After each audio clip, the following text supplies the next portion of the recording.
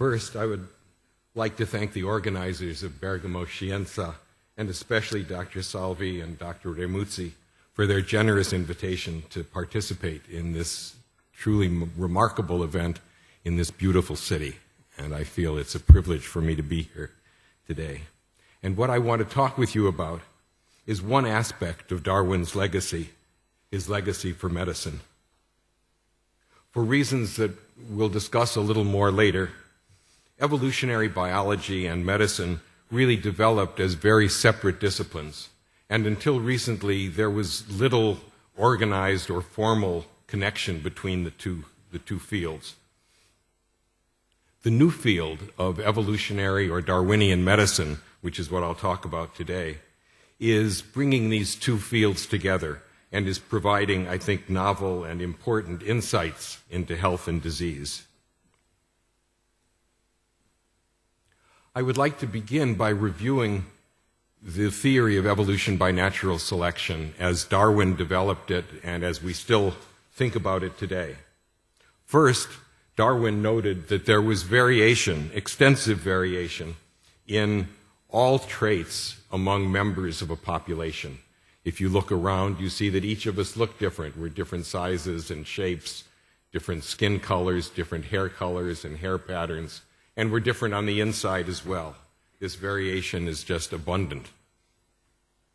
Second, Darwin recognized that the ability of a population to reproduce and increase in numbers was much greater than the resources that were available in the environment to support this population growth. And this disparity, this mismatch between reproduction and resources leads to what Darwin referred to as a struggle for existence. Now, when we talk about a struggle for existence, we don't mean hand-to-hand combat, as it's sometimes portrayed.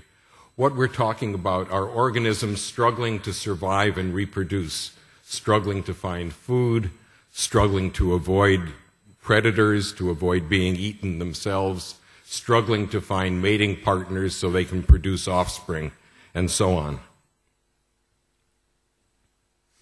Those individuals that are successful in this struggle for existence will leave more offspring and will contribute more heavily to the growth of the population.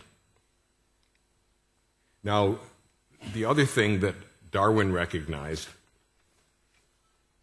was that because traits are heritable, offspring tend to resemble their children. And therefore, those traits that support survival and reproduction will spread in the population, while traits that are deleterious will be eliminated. And the ability of organisms to survive and reproduce in their environment is referred to in evolutionary terms as fitness. Now, when we talk about fitness, we're not talking about physical fitness. What we're talking about is fitness like the fitness of a hand in a glove. It's the fitness of organisms into their environment. So, for example, the beak of a woodpecker makes the woodpecker fit to punch holes in the bark of trees to find food. And this is the kind of trait that would increase evolutionary fitness. So in summary then, natural selection results from what we call heritable variation in traits that affect reproductive success or fitness. And Darwin defined natural selection in the quotation I've put on the slide. This preservation of favorable variations and the rejection of injurious variations I call natural selection. So I've said that natural selection enhances the fitness of organisms. It enhances the traits that promote fitness, and these traits are referred to as adaptations. And Darwin's major contribution was to understand that natural selection is the primary mechanism by which evolutionary change occurs. It's the mechanism by which adaptations occur. But natural selection is not the only evolutionary process. In today's language, we would say that natural selection increases the frequency of genes or alleles that underlie the traits that enhance fitness. But new genes also arise simply by the random process of mutation. And there are also random fluctuations in the transmission of genes from parents to their children by a process known as genetic drift. So there is natural selection, which is a necessary consequence of the properties of living organisms, but there are also these random processes of mutation and drift. And therefore, evolution or biology as a whole can be characterized in the terms of the Nobel laureate Jacques Monod as chance and necessity.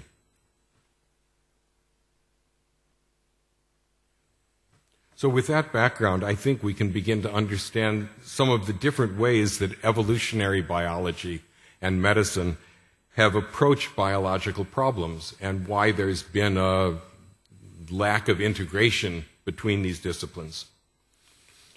First of all, evolutionary biology is primarily concerned with populations and how populations change over time, while medicine is concerned with individuals. Physicians want to take care of the diseases in their individual patients.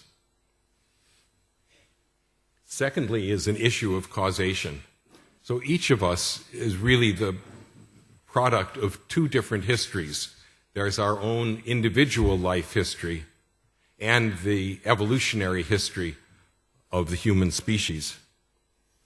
Biologists often divide causation into two classes. There are ultimate causes, those causes that have occurred during evolutionary history, and those, of course, are the causes that evolutionary biologists have been concerned with. Physicians have been concerned with what we call proximate causes, causes that operate during the lifetime of individuals, because those are the causes that can be interrupted and prevented or ameliorated by physicians and medical intervention. As I've said, natural selection promotes fitness, which is the ability to survive and reproduce in the environment in which organisms are living. Now, as we will see, health and longevity are simply byproducts of evolution. Organisms evolve to live long enough and be healthy enough to reproduce and to help to raise their children so that their children or offspring could also reproduce. But that's really all. Health is not the same as fitness. Now, evolutionary biology is concerned with interactions of species in the ecological environments in which we live, because, as we'll see, these interactions between species are just very important for survival and reproductive success. Physicians are concerned primarily with humans and try to isolate humans from other species, particularly those that might cause disease. And finally, evolutionary biology and medicine have had a very different way of thinking about variation. Evolutionary biology sees variation as fundamental to biological processes. We see this abundant variation. If there weren't any variation, there couldn't be natural selection. But physicians tend to think about normality and sometimes confuse the concept of normal as common or average and normal as good or appropriate. And so as physicians, we talk about normal blood pressure or normal cholesterol levels and tend to think that abnormal levels are diseases that should be treated,